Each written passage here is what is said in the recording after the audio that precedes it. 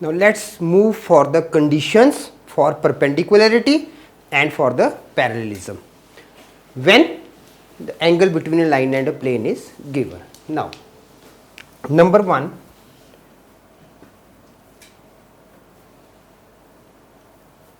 condition for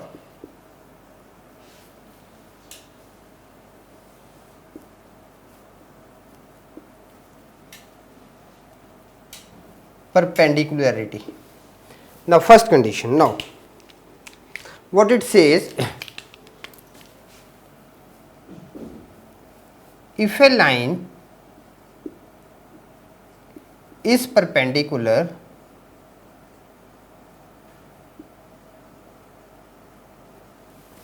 to the plane, then it is parallel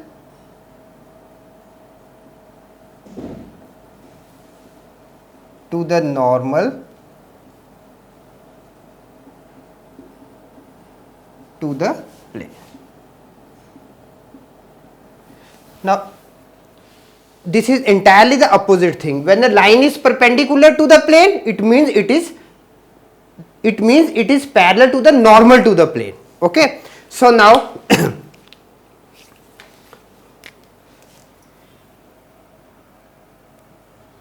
in vector form,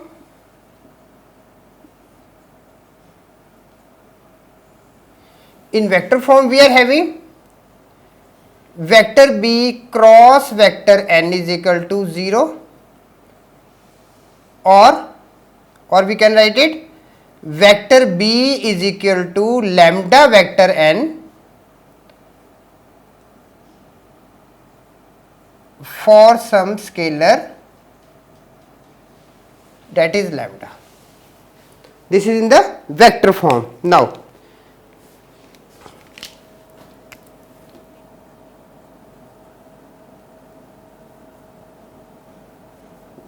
in Cartesian form, now this becomes A upon L is equal to B upon M is equal to C upon N.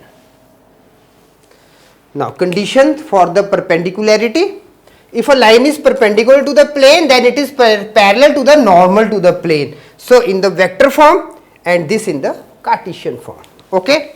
Now, condition number 2.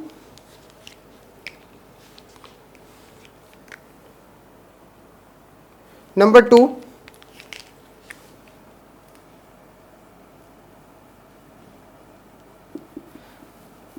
condition for parallelism.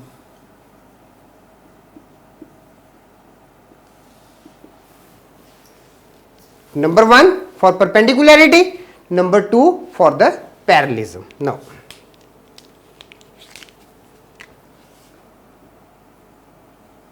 if a line is parallel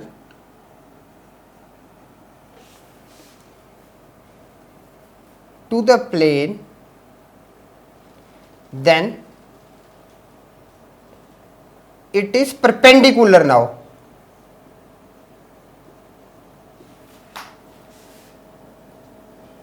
Then it is perpendicular to the normal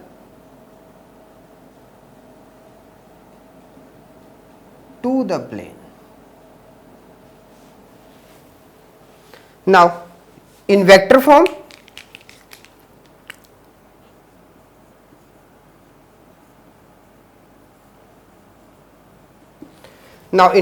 what we are having? Vector B dot vector n is equal to 0. In the vector form, vector B dot vector n is equal to 0, and in the Cartesian form,